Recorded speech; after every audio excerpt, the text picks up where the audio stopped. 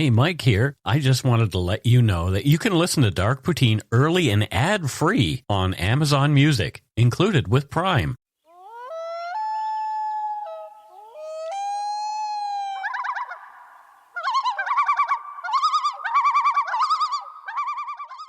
Oh my gosh. Welcome back to Dark Poutine. I'm Mike Brown, creator and host.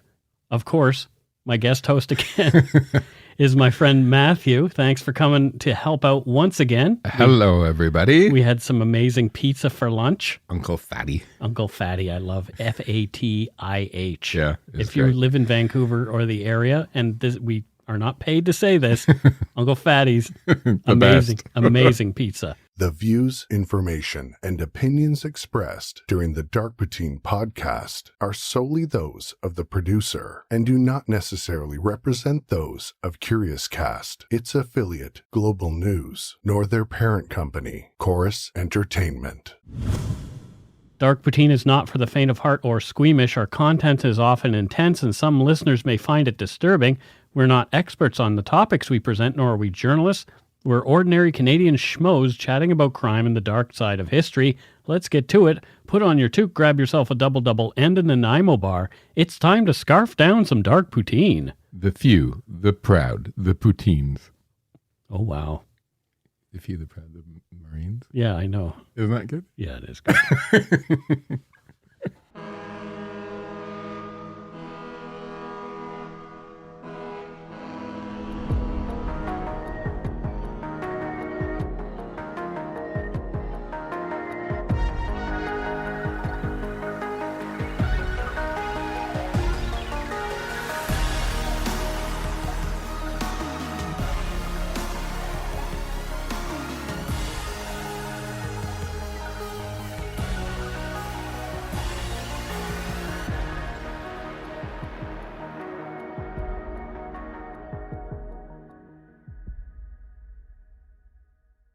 Rosemary Podgis, 56, and her husband Alfred, 58, were found in a Pennsylvania ravine. They had been fatally shot in their Loch Arbour, New Jersey home over the 4th of July weekend in 1982. The apparent perpetrators, arrested by police 5 days later in Texas, were two 18-year-olds, Scott Robert Franz, Rosemary's son from a previous marriage, and Scott's Canadian friend, Bruce Anthony Curtis, who'd been Scott's classmate at King's Edgehill Private School in Nova Scotia, where the pair had just graduated.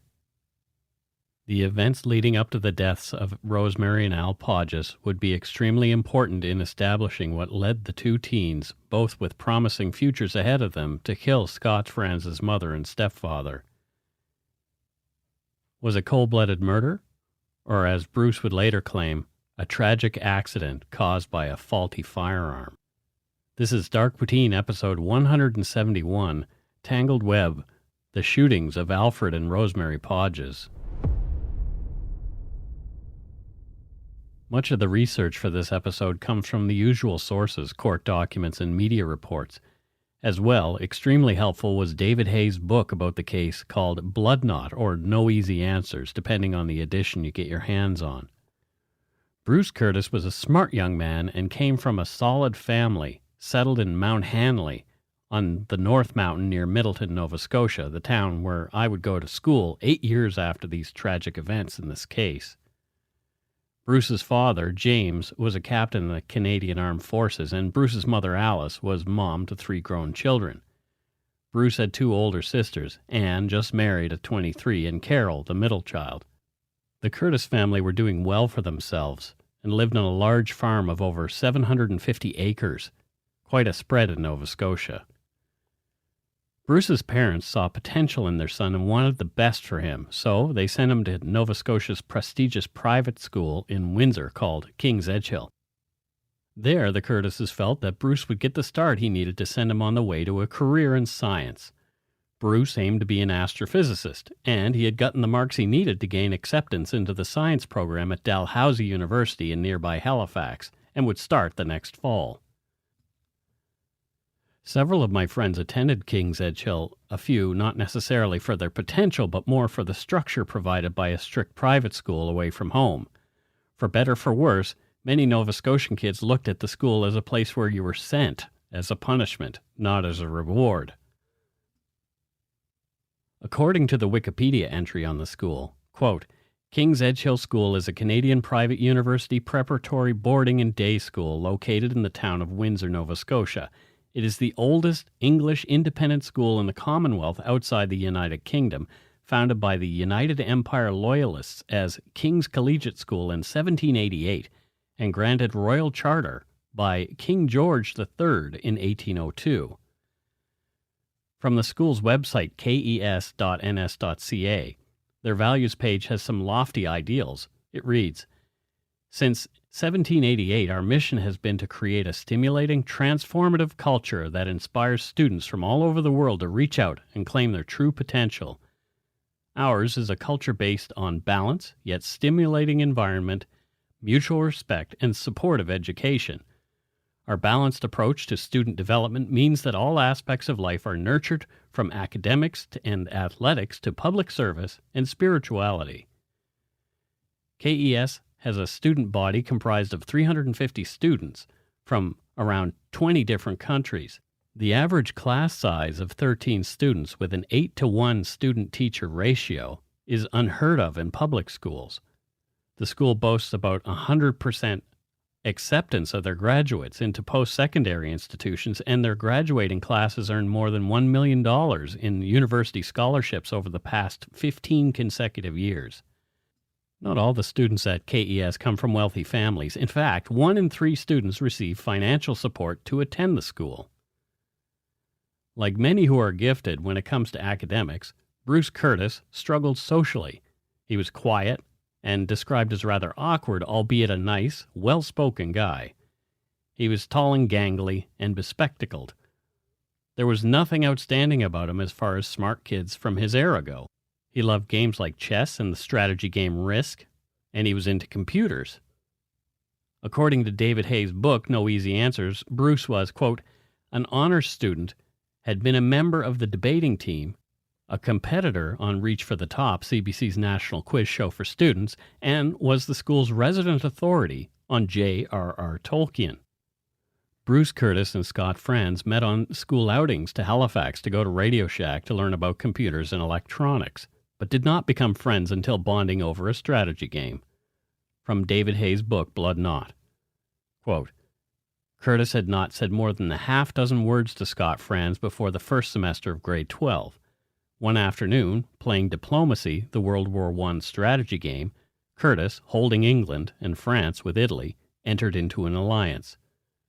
Up to that time, Curtis knew of France only as a braggart and a mythomaniac, not that he necessarily disapproved. He didn't care so long as a person had sufficient wit to keep the game interesting. End quote. Scott Franz, plain and simple, was a bullshitter. He claimed to come from a wealthy family with a giant mansion on the Atlantic, complete with servants like maids, a butler, and a chauffeur who drove Scott's own personal limousine. He even claimed his father was in the CIA. Scott was glib and charming. Even though people could see through his lies, he easily fit in with the different groups in the school, but tended to cause trouble between those different groups. Scott loved to gossip, especially about the girls at the school, and soon found himself in hot water with a girlfriend who broke up with him after finding out he was claiming she had done things with him that she had not. In May of 1982, only a month before graduation, a female friend of Bruce Curtis's took her own life with a .22 caliber rifle in her family's barn, despondent over low marks on a physics exam. The friend's suicide affected Bruce Curtis deeply. Bruce wrote several diary entries filled with dark thoughts about her death. A few of his diary entries from the same time were in David Hayes' book, Blood Knot. In one entry, dated May 28, 1982, Bruce wrote, quote, She shot herself. I shall phone tomorrow for details. I have to know where. Very important. Get all the details, reaction, etc., mood before whatever would cause her to waste her life. I hate the waste. End quote. He continued, quote, I really wished I had been there, could have saved her, end quote. Bruce then quoted lyrics of some rock songs he felt relevant before signing off, saying goodbye to his friend. He mixed a few more lyrics with his thoughts and wrote, Quote, I close my eyes only for a moment, and the moment's gone, swirling into madness, whirling and twisting, to the sight of demons robed in black. Revenge is necessary. End quote. On June 4th, Bruce's thoughts had darkened even further. He wrote a poem to his friend who had died by suicide, from Bloodknot.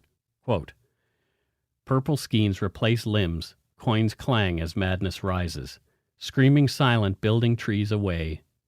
Silence cries, cries, cries to wind, shut up. Darkness peaceful walls around. I long to be dead, under while worms chew and mutilate my shrunken pale skin. I am nothing but dirt contributing to well-being. Plants grow upon me.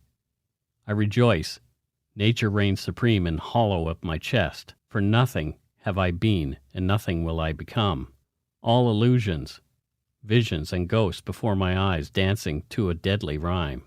Peace exists never, chaos always, throwing us about. Pieces fly off, blood dims our sight, and we walk like a drunkard stumbling over our dead friends. Maggots rise from their eyes and stomachs, we caress them. Partnerships in deception. Red filter, green filter, blue filter, white. Doors vast, innumerable, stretching on into infinity. We choose, always wrong. Never close, but distant. Vision is now clear, for what is seen is hell, life. End quote. Bruce's grades were still pretty good. He'd gotten a 94% in physics, but some of his other marks had suffered. According to his teachers, Bruce had taken his foot off the gas in the last semester. He was failing to hand in work, and his attitude had taken a nosedive. He was uncharacteristically dark. Hindsight would indicate that things began to go sideways for Bruce as he became more deeply involved with Scott Franz.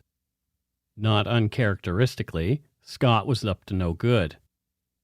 He had a falling out with some of his friends after being caught spreading lies, but he had managed to weasel his way back in. According to Bloodknot, Scott had in his backpack a jar of chloroform he had stolen that he called, quote, Franz's mystical mindfuck. Scott would allow the curious to make their heads swim by offering them big whiffs of the knockout drug from his jar. There was another odd chemistry-related incident around graduation day from King's Edgehill, which came on June 18, 1982. 2 students fell seriously ill and had to be hospitalized. It turned out that they'd been poisoned by someone who had put liquid nicotine into their cream soda bottle overnight. The cream soda had been fine the night before, but they recalled it tasting funny the next day before they had fallen ill. When asked who'd had access to the bottle, they both had the same person in mind, Scott Franz. Sure enough, someone had broken into the chemistry lab stealing an amount of liquid nicotine. Scott was gone, though. He'd returned with his parents to their New Jersey home. The international students who had been poisoned also had returned to their respective countries, Portugal and Hong Kong. By the time the RCMP put 2 and 2 together, it was pretty much too late to take any real action based on hearsay. Bruce Curtis thought that when he'd said goodbye to Scott Franz on graduation day, they might not see each other for a while, if ever again. Bruce Curtis was surprised when Scott Franz called the Curtis home on June 23rd asking Bruce to come to New Jersey for the Independence Day weekend. Bruce said he couldn't manage it, but his parents offered to pay for their son's airfare as his graduation present. Bruce's mom would later indicate her regret at not having looked into Scott Franz and his family more closely before entrusting their 18-year-old son to them. She said in Bloodknot, quote, "We put ridiculous trust in that school," says Alice angrily. "We figured that anyone who went to the school would be reasonable. Bruce had spent a number of weekends with various people at different times. We never knew about that, but it was always okay. They were all families from the school, so we figured this family would be okay." Alice and Jim had no idea at the time that Bruce's stay in the United States would be years longer than the short visit that they had planned. And we'll take a break right here.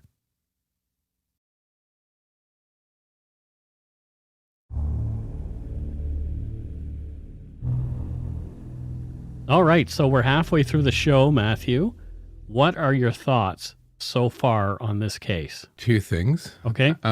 You go through his diary entry. Yes. And I'm like, okay, inevitably, when you keep talking, we're going to talk about how will try to put that into evidence, most likely, about how he's some psychotic killer. Right. Because of what he wrote. And the second point that I was thinking is the company you keep. So on the first point, I've seen it over and over again on this show and on other true crime that I watch, where, there's almost this like anti-intellectualism amongst the flatfoots, right? Like if you read Nietzsche or if you've done this or that, it's like, oh, Satanists, there's this weird anti-intellectual thing. And this kid is obviously an intellectual, right? He's smart. And I just can picture them trying to use this to say that he was like this, death cult or something, when in fact it was a teenage boy, probably one of the first people that he knows died by suicide, trying to make sense of it by writing stuff down, which is actually really healthy. Yeah, right? Totally it is. Yeah, writing it out, trying to understand it, to work it out in your head, and maybe even dealing in that dark imagery that he did. Yeah, I mean, it doesn't make him a bad person. I mean, it makes him a bad writer, right? But like, it's just so bad. It's so teenage angst. A little dust in the wind. But it's not sort of Shakespeare, Prospero's speech, right? Yeah. Right. That point, the cloud-capped towers, the gorgeous palaces, the solemn temples, the great globe itself, yea, all but which it inherit shall dissolve and leave not a wreck behind. We are such stuff as dreams are made on, and our little life is rounded with sleep. Essentially, that's what he was writing. Yeah. He was talking about, what's the meaning of it all? Would just become worm food. Yeah, it's fleeting, and then it's not important. And I can just picture the DA. He's a Satanist. He probably read some Nietzsche or something, and Ubermensch. Exactly. There's a great book called The Doe of Homer. And one of the chapters is Lisa Simpson and American anti-intellectualism. And the other one is essentially, it's Nietzsche and Bart, and how Bart is the Ubermensch. It's hilarious. It's like a 2001 book called The Doe of Homer. Okay, I'll have to check that out. Back to the show.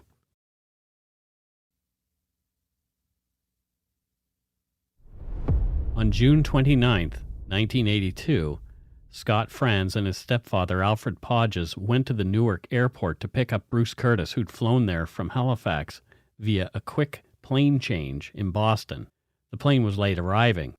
Scott and Alfred got into a heated argument because Alfred thought the lateness of Bruce's plane would cost additional parking fees and would also interfere with a date he had with a fellow baseball card collector.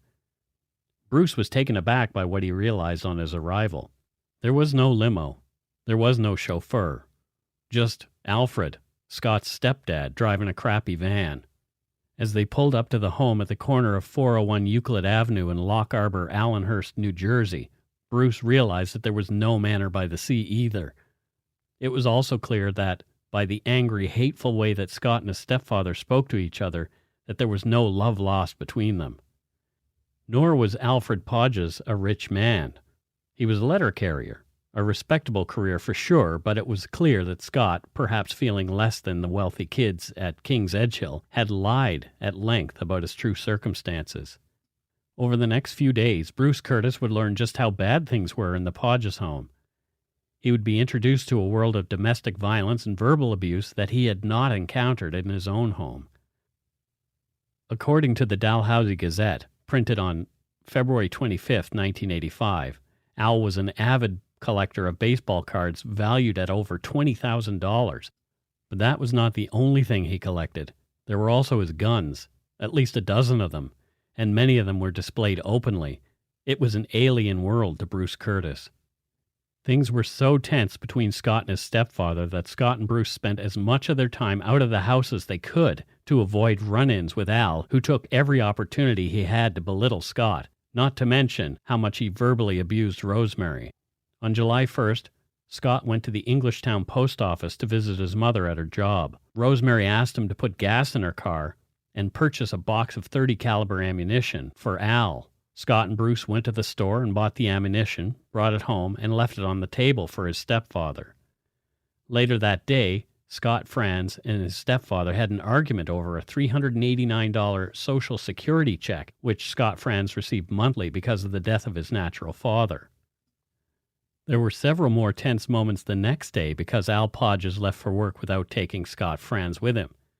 Scott needed a lift and was late for his work at an auto parts store as the result of being left behind. Things got serious as Scott and Al continued arguing. As Scott, Alice, and Bruce were on their way out the door to go for dinner, to give Al some space, Al punched Scott in the face. Scott was livid. Much of the following is paraphrased from court documents in the case. On July 3rd, Bruce and Scott were cutting the lawn at 401 Euclid Avenue.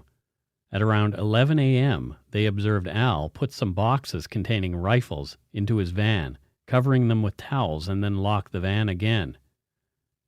Franz described his stepfather as, quote, being hyper, because his face was totally red and he was walking in an odd way. To avoid Al, who was clearly in a bad mood, Scott and Bruce went to the Seaview Square Mall, where they remained until 9:30 p.m.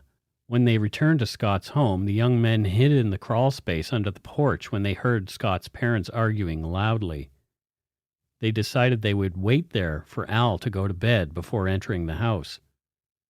Scott later claimed he had heard Al Podgis say he never should have married Rosemary because some of her children were too much trouble. Later that night, when Al came outside to take Scott's moped inside for the evening, the young men heard him say, quote, "If I get my hands on that son of a bitching kid, I'll kill him," end quote. Scott and Bruce were afraid to enter the house that night until very late, fearing a violent confrontation with Al Podgis. On Sunday morning, July 4th, Scott snuck upstairs to get his checkbook and to get Bruce's traveler's checks from Bruce's bag in Scott's room. Al Podgis confronted Scott while upstairs and fired a rifle shot at Scott Franz, narrowly missing him. Scott dropped Bruce's tote bag and ran out of the house, telling Bruce what had happened and that they needed to leave right away. These violent altercations with Al Podgis and others were not isolated incidents. From an article in the Dalhousie University Gazette on February 25, 1985, quote, Al Podgis was known to police and the community as an extremely violent man. Over the years, local police logged 147 visits to the Podgis home to act on complaints. The ramshackle house was riddled with bullet holes from Al Podgis' shooting sprees.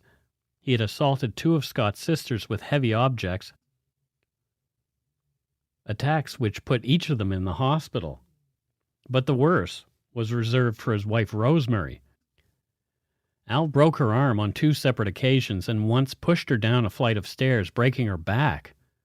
All the children left this house of horrors as early as they could. Rosemary Podgis didn't leave. But in an effort to spare her youngest son Scott from the constant abuse of his stepfather, Rosemary saved every cent she could from her clerical job to send him to King's Edgehill. He gained a reprieve, but nothing changed at the Podgis home. Bruce and Scott spent the remainder of the 4th of July in Asbury Park and returned to Scott's home very late that night.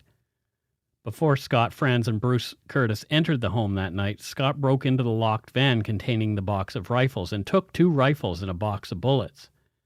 Scott said they needed protection from Al before they could get their stuff and leave town. Al had already shot at Scott once that day. He might not miss the next time. From court documents, quote, one of the guns removed from the locked vehicle was loaded. Franz unloaded that gun by ejecting the shells. He then loaded 1/2 of the shells into each of the 2 rifles. Bruce Curtis said he did not know how to load the rifle. Scott handed one of the loaded rifles to Bruce with the shells in the magazine, but no shell in the firing chamber. The hammer was in the safety position. Bruce and Scott slept Sunday night on the sofa in the living room with the rifles on or underneath the sofa, end quote. On Monday morning, July 5th, Bruce and Scott got up at approximately 7:30 a.m. Rosemary went into the kitchen to make French toast for breakfast. Bruce was sitting in the living room on the sofa with his loaded rifle nearby. Scott said that he wanted to go upstairs to take a shower. However, before leaving to go up, Scott told Bruce, quote, if Al tries anything like shooting at me, then I'm going to shoot him. And if you have got to go out of the house shooting, go ahead. Scott Franz took with him one of the rifles, a loaded .30 caliber, upstairs to take his shower. Soon after he went upstairs, Scott claimed that he got into an argument with his stepfather in the master bedroom. The argument was over Al's having shot at Scott the day before. things escalated quickly. Al Podgis also accused Scott Franz of stealing everything in the house and pawning it, just like his brother Mark, who had a drug problem. During the argument, Al Podgis held a .22 caliber rifle. Scott Franz said Al Podgis then fired at least 2 shots at him from a sitting position on the bed, both of them missing Scott. Scott Franz later claimed that it was in this moment when, in an act of self-defense, he levered his rifle to move a shell from the magazine into the firing chamber and fired a single shot that struck Al Podgis in the head, blowing out most of his brain. Less than a minute later, he heard a weapon discharge downstairs.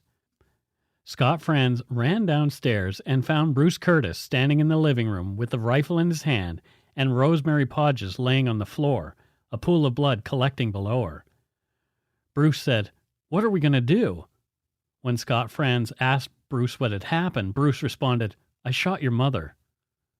Bruce said that she had come running in response to the gunfire from upstairs, startling Bruce, and that's when Bruce's rifle had discharged, accidentally hitting Rosemary in the belly with a fatal shot.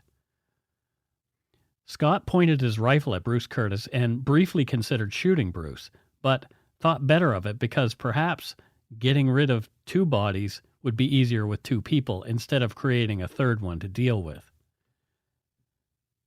Scott told Bruce that he did not want to leave his mother laying there like that.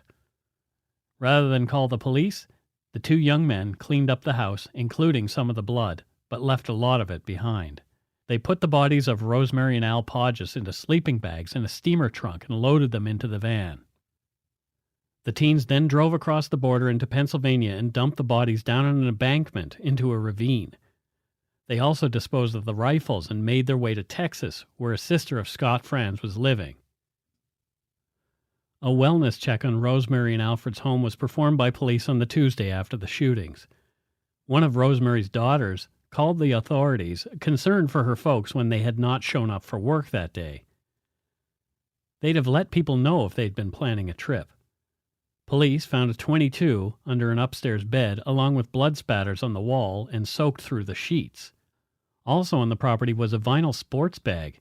The tag on the bag read, "Bruce Curtis, RR No. 1, Middleton, Mount Hanley, Nova Scotia." That same day, hikers found the bodies of Rosemary and Al where Scott and Bruce had dumped them. The slayings made national news, and Bruce Curtis and Scott Franz were wanted in connection with the deaths of Rosemary and Al Podgis. It didn't take long before the cops caught up with Scott and Bruce. They were arrested in Richmond, Texas, a suburb of Dallas, on July 11th, and charged with first-degree murder.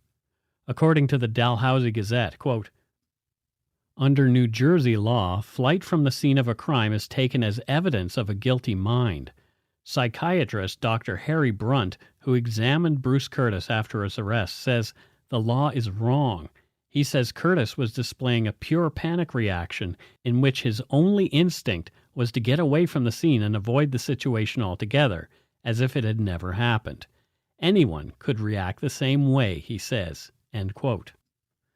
The Monmouth County prosecutor was out for blood. Bruce Curtis was painted as a thrill killer.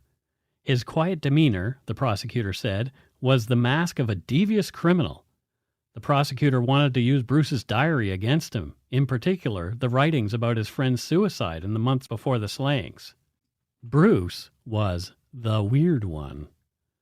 Press and members of the public called for justice. They wanted someone's head. Scott Franz rolled over quickly on his buddy, Bruce Curtis. Scott's testimony was not good for Bruce. He threw his former buddy directly under the bus, most likely as he had yet to be sentenced, and thought if he were to paint Bruce negatively, the judge might go easier on him. Scott's testimony did not match the original statements he'd given to police, where he'd been more sympathetic to Bruce Curtis. At Bruce's trial for the murder of Rosemary Podgis, Scott was now claiming that on the night before the shootings, Bruce Curtis indicated to Scott that Al Podgis, quote, "was a total pain, and that we have to pay him back for making us stay outside," end quote. This statement was disputed by Bruce Curtis's defense team. In another disputed statement, Scott also claimed that later that Sunday evening, Rosemary Podgis indicated to Scott that Al had found 2 of his collector guns underneath the mattress in the bedroom where Bruce had been staying, from an April 1984 Maclean's magazine article on the case. At his trial, Franz pleaded guilty to murder and, instead of life imprisonment, received the minimum 20-year sentence in return for testifying against Curtis. New Jersey Superior Court Judge John Arnone, whose consistently severe sentencing had earned him the nickname Never Come Home Again Arnone, and who had heard Franz's case, also tried Curtis.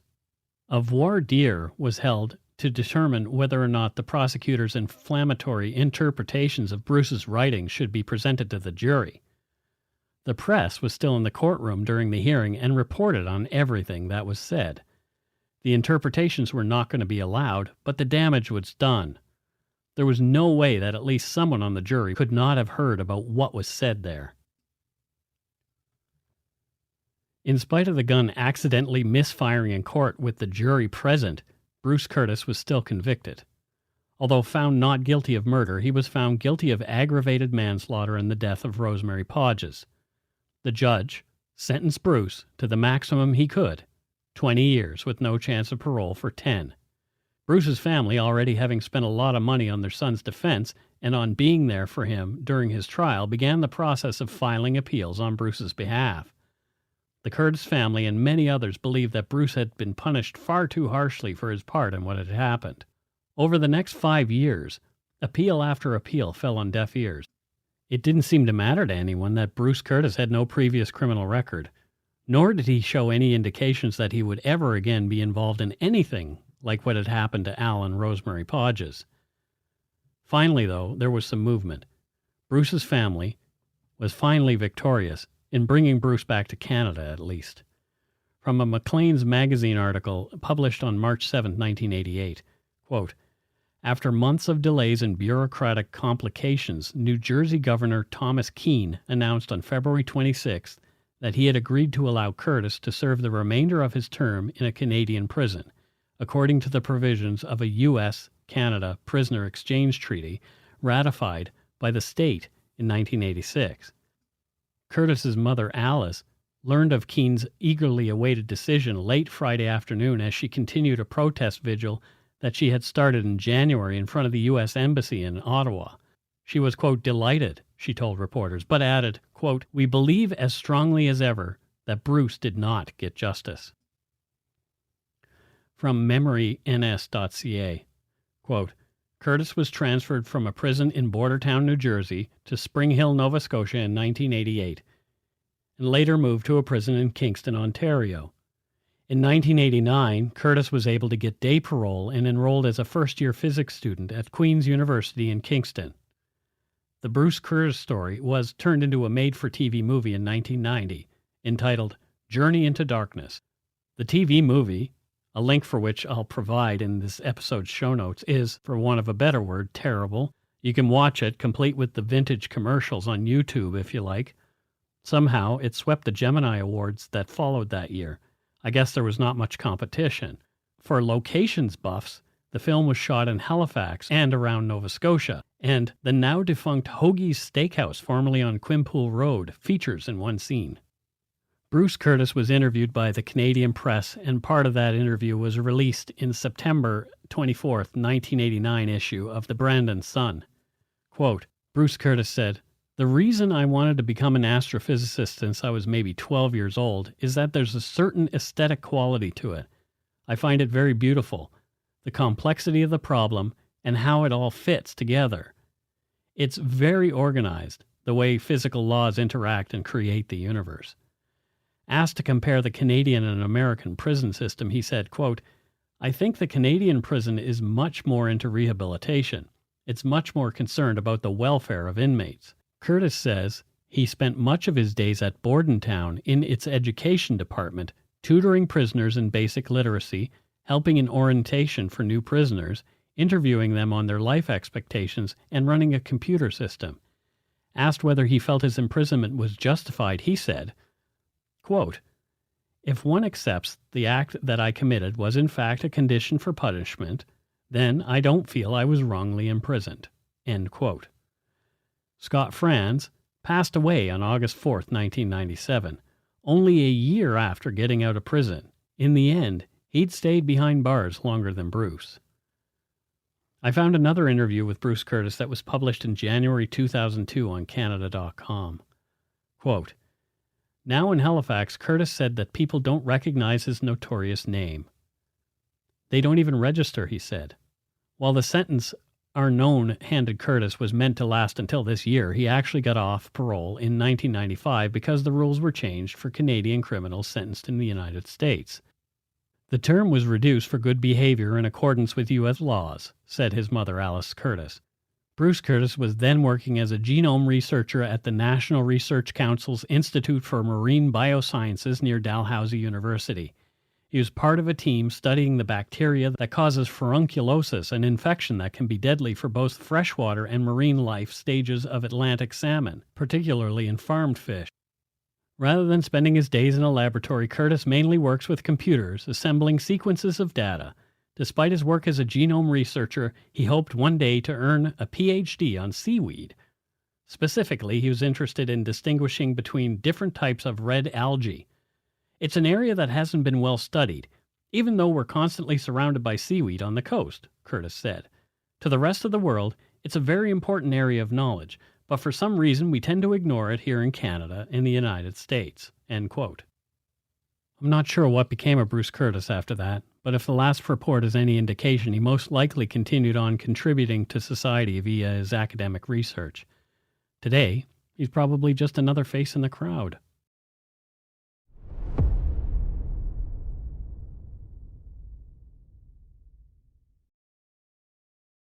And that is the story of Bruce Curtis, Scott Franz, and the shootings of Rosemary and Al Podgis. Fuck. Right? No, dude. So this guy thinks he's going to go spend some time in a nice big mansion on the ocean. Right. Maybe play some croquet. Yep. Right. Maybe ride a horse. Yeah. And he lands in the middle of a fucking scene from Deliverance. Yeah, right? exactly. All we were missing was squeal like a pig. Well, maybe that was just not written. I don't know. It's insane. Yeah. And, the guy, obviously, he did some stuff wrong. Yep. Right. And he should have had some punishment and rehabilitation. Yep. But that judge, who is obviously out more for vengeance than justice, but seems to me, the kid, he should have he's probably gone through this a million times in his head. Call your parents. Right. They're shooting at each other. They were shooting at each other in the house. I grew up with, my dad had probably about 16 guns. Yeah. I'm not anti-gun. Yeah. We were taught to just respect guns. Right. But that's insanity. Mm-hmm. Insanity. And it's, the kid, honestly, if you're in that situation, I would have been holding a gun going, oh my God, I'm going to get killed. And I can totally understand that maybe he pulled the trigger, maybe it went off, whatever. He was in self-defense mode. He was in fight and then in flight, right? Mm-hmm. And because of the situation he's in.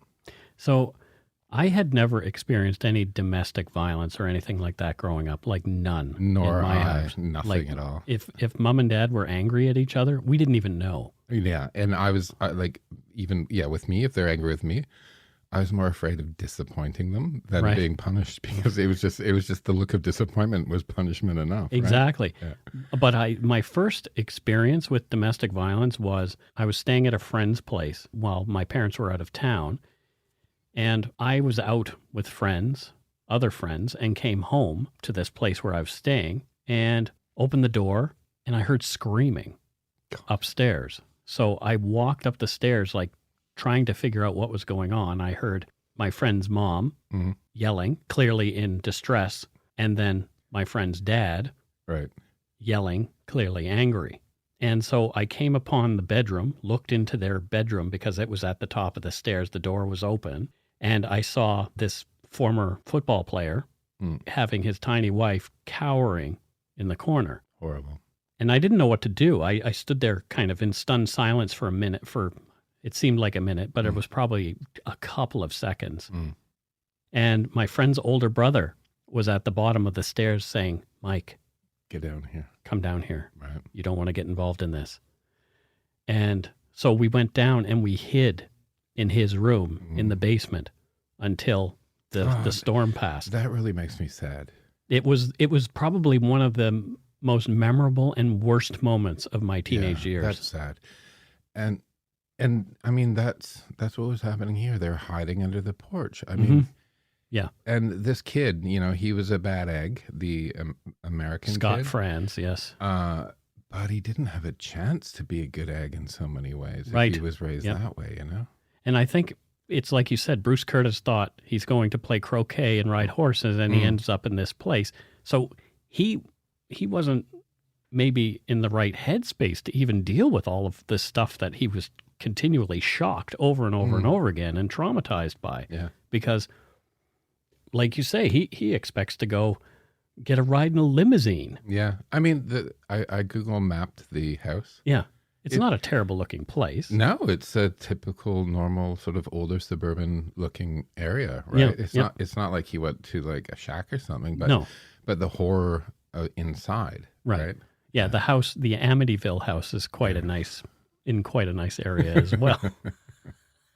And some horrible things happened in there. It's like, I don't know. I think Bruce Curtis is a guy who he took his lumps. He took the punishment that was meted out to him. Yeah. He taught other prisoners when he was in prison, and came out and is now like a contributing member of society. And to me, that's good justice. Right? Yeah. It's not, for me, it's not about, you know, any small thing, lock everyone up for eternity and just punish them.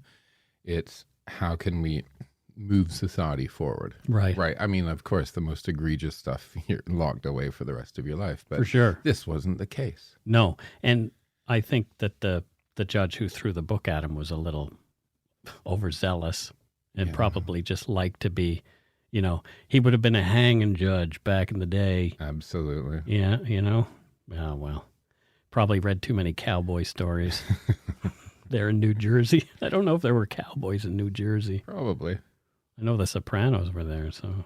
Yeah, those are modern day cowboys, aren't they? I guess so. And that's it for episode 171, The Shootings of Alfred and Rosemary Podgis.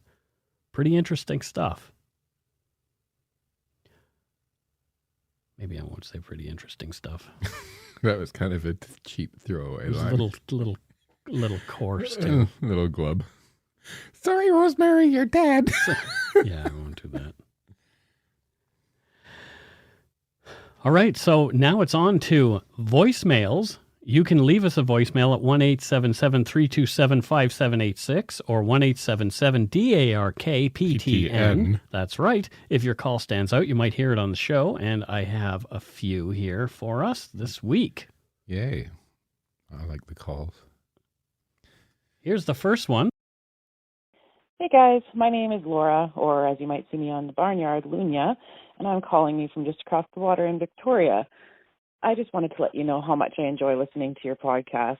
I am a hospital switchboard operator for Island Health Authority, and when I'm working graveyards alone in a windowless cave in the middle of the hospital, you guys keep me good company and keep me awake while I wait for the phone to ring. Keep up the great work. Mavis and Lexi from the barnyard say, go shit in your hat. Yay. Yeah, that's funny. That's great. I picture with those little wires. Operator, what's your emergency? And then, one ringy dingy. Like, and then pushing them into little holes and all. Lily Tomlin. Oh, yeah. Yeah, the operator thing that she used to do. That was pretty funny. All right, here's another old voicemail. Mikey, Maddie, M&M. It's Graham from Grand Prairie, Alberta. Born and raised. I appreciate your podcast very much. Been listening to it for a long time. And binge listening to it for over a year. I do believe the content is deep and also just the right amount of gore or discussion about the misunfortunate and the vulnerable. Yes, I can use big words as well, vulnerable, and because are some of my big words in my vocabulary. But I, too, would like you to take a shit in a hard hat. Take care. Grambo out. Well, thank you, I think. I've always seen, I've never been to Grand Prairie. Oh, me neither. But the name makes it sound so romantic. Like it sounds beautiful, right? Grand Prairie. I want to think that. I want to go out there sometime. Yeah, I think I would like to check that out. I need to see more of Alberta. I mean, I did see some of it, the lower sort of portions of it as I drove through, and it's quite flat. But one of my aunts recently moved to Edmonton because my cousin lives there and she has babies. So grandma wanted to. There you go. Grandpa wanted. So I think once this COVID-y thing is over, I'm going to go to Edmonton. I've been to Calgary many times, but never Edmonton. I've never been to Edmonton either. I made some bad jokes about Edmonton early on in the show and had people come for me, and I don't really mean those things. We're just having fun. Absolutely. But I do want to see more of the country. I'd like to sort of take a week to explore each province, That would be pretty epic, I think. That'd be cool. Yeah, and territory, obviously. I want to see the territories as well. So we're going to look you up when we're taking our tour to through Alberta to Grand Prairie. There you go. We did get one more voicemail that was really strange, and it mentions you specifically, Matthew. Oh, no. And I think you might know who this person is. I don't know. Let's have a listen. Okay. Hello? Putin Radio. Hi, Mark. This is Haga. I enjoy your radio program. Can you please ask Matthew to buy more Windex? He always forget. Thank you. Bye. Bye. Oh, my God.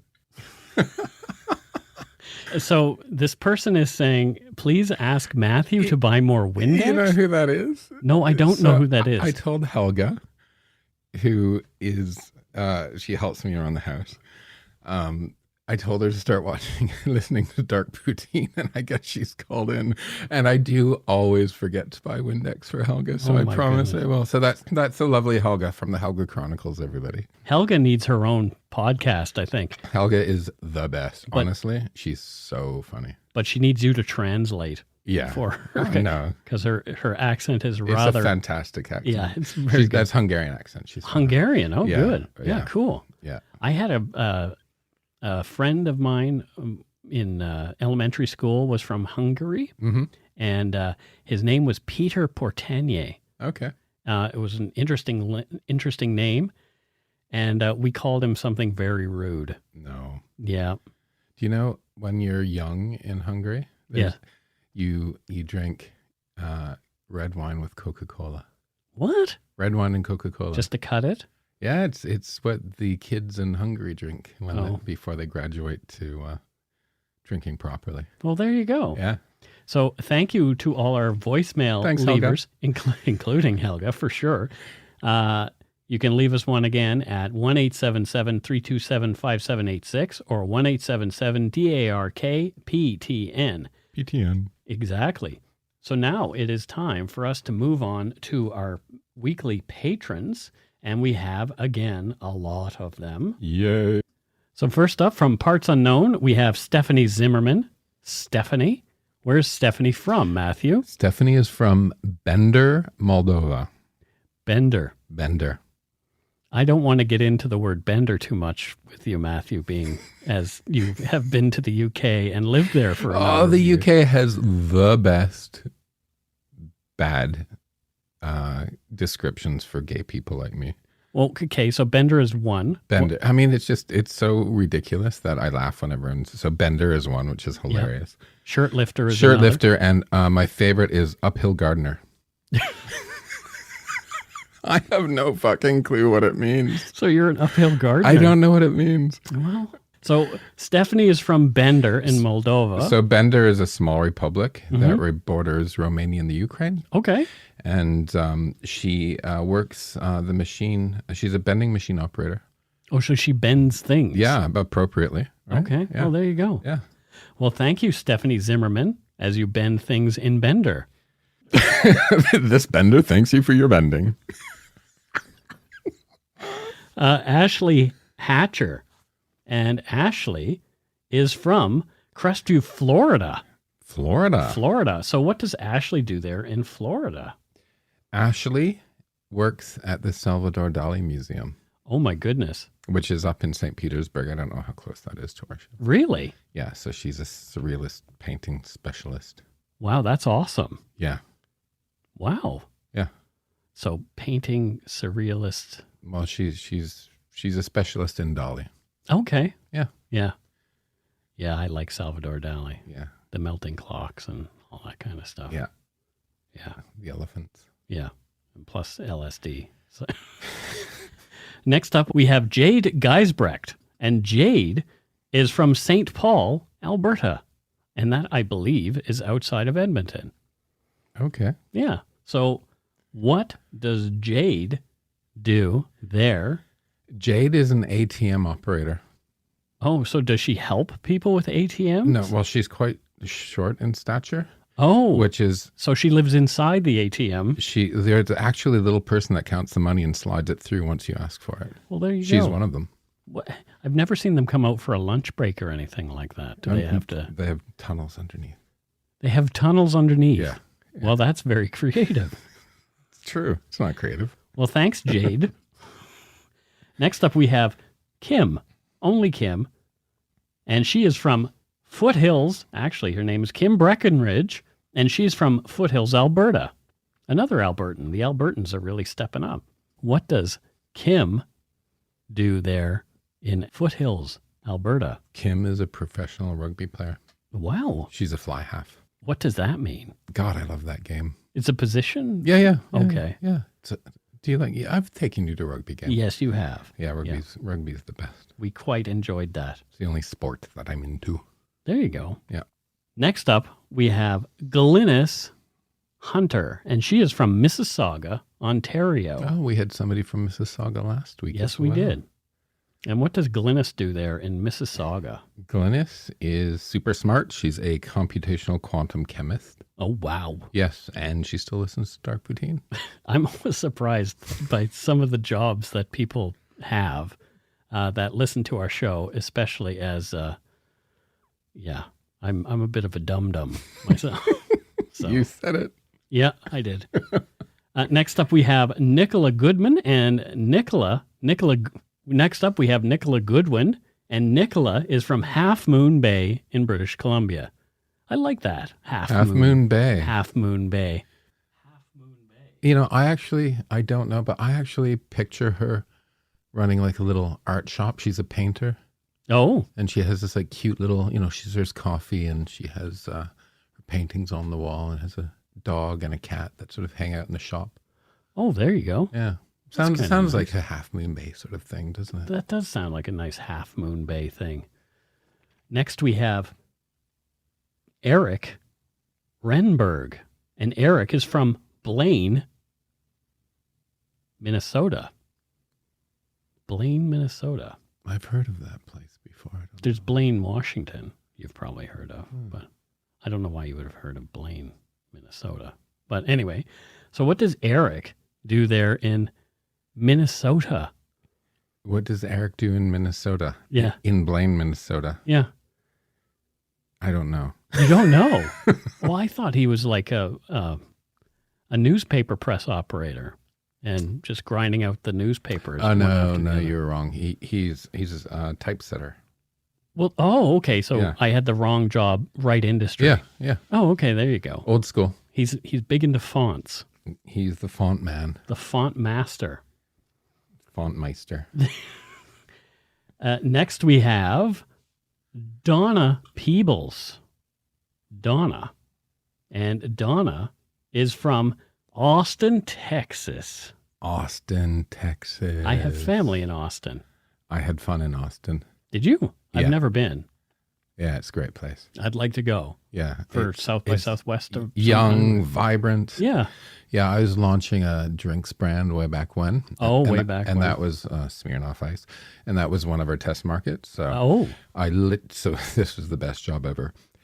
You have an expense account, Matthew? Go to gay bars and buy drinks for guys. Well. Oh, I got so laid. There you go. I have great memories of Austin. Matthew had a great time in Austin, Texas. Yeah. How about them apples? And next up, we have from Mississauga, Ontario, Another one. Our good friend Jen Burke. Jen Burke. And what does Jen do there in Mississauga? She's a jeweler. She's a jeweler. Yeah. Oh, that's nice. Yeah.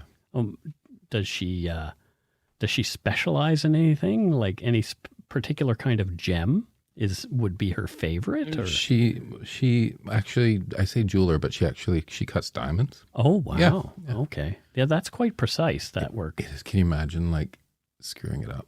I can, because Here is the Kohinoor diamond. Please cut it. The Kohinoor Smash. just shattered. Oh, God. And that's it for patrons this week. We have a lot of them again. So yay. We'll do the rest next week. Yeah, well, we're going to start to run behind, which is a good thing. We are not complaining. We would rather not at all run behind than not have anybody to talk about. Those people that Patreoned us. We'll keep them listening next.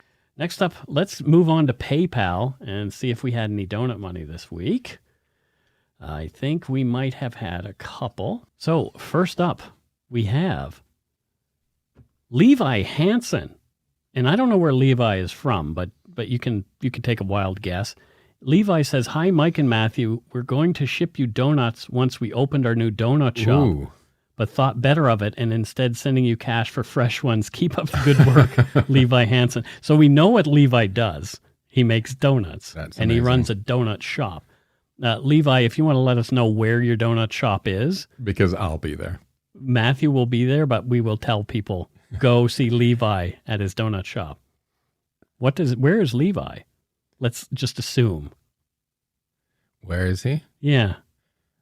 He's from Lappeenranta, Finland originally. Oh, good Lord. Yeah.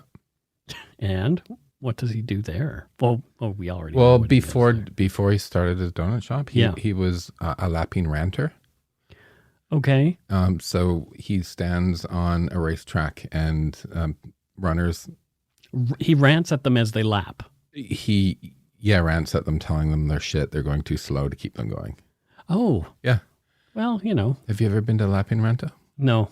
It's like southern Finland, like 30 miles from the Russian border. Have you been there? Yeah, don't ask. Was there prison involved? Or? No, but I just sort of got off the train and it was the middle of the night and the city was sort of, the lights were sort of in the distance and the snow was coming down like those crystals and my hands were swollen up and peeling. That's why I was there and I was all drugged up on medication and I was trying to find a doctor. It was just a bizarre time. Wow, that sounds really weird. Yeah, because I didn't trust, I was living in Moscow. I didn't want to see a Russian doctor. So there's an American doctor, but he was in Lappeenranta that week. So I took a train to Lappeenranta and my hand just showed up at his office. My hands. Oh, good Lord.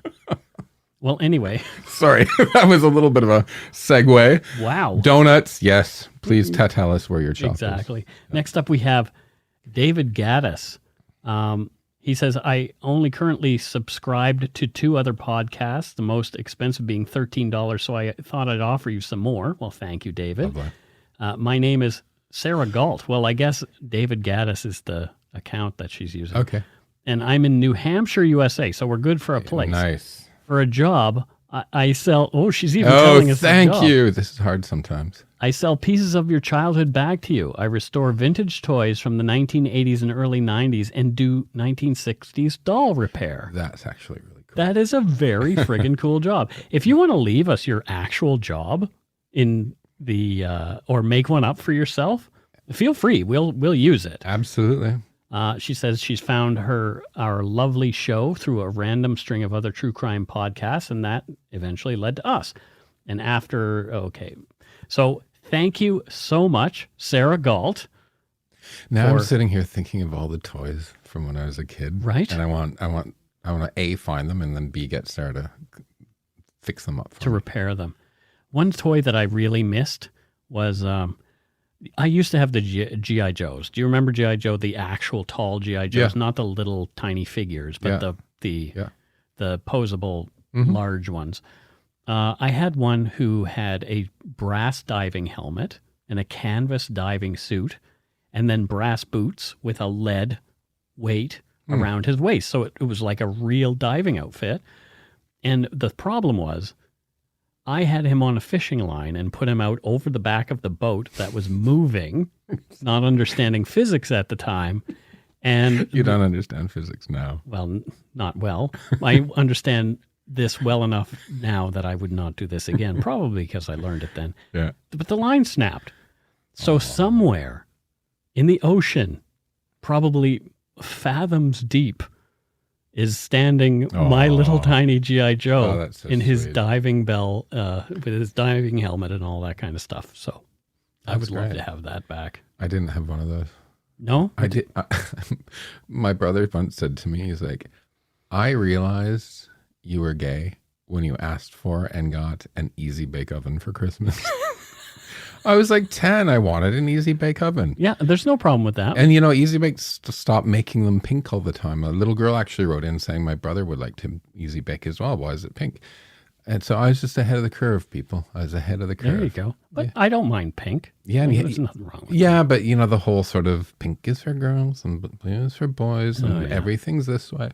But yeah, baking with a light bulb, it was actually a lot of fun. Yeah. Yeah. Yeah. Now I want a cake. I did have a Stretch Armstrong that I liked. I did not have Stretch Armstrong. My friend Tim had a Stretch Armstrong that we used to play with. My dog Sandy chewed his arm off and it had this like syrup stuff. Yeah, this weird goo, right? Yeah. Do you remember slime that came in the bucket? Yeah. Like, and you squeeze it between your fingers. Squeeze it between your fingers. And it smelled weird. Yeah, well, that's because it smelled like little kids' hands touching it all the time. Yeah, all those little germs. Thank you to all our patrons and Donut Money donors, past and present, for your generosity. It helps to keep the show going. You can become a patron of Dark Poutine at patreon.com/darkpoutine. For a one-time donation, you can send us donut money via PayPal using our email address, darkpoutinepodcast@gmail.com. If you don't already subscribe to the show, it would mean a lot to us if you did. You can easily find Dark Poutine on iTunes Podcast, Stitcher, TuneIn, Spotify, or wherever you get your on-demand audio. Check out our website, darkpoutine.com, for show notes and other cool stuff. I actually updated it last week. Please take the time to give Dark Poutine a like or a follow on Facebook and Instagram. Most importantly, thank you for listening and tell your friends about us. Word of mouth is a powerful thing. Until next week, don't forget to be a good egg. And not a bad apple. A bad apple, that's right. Bye-bye, everybody. Bye.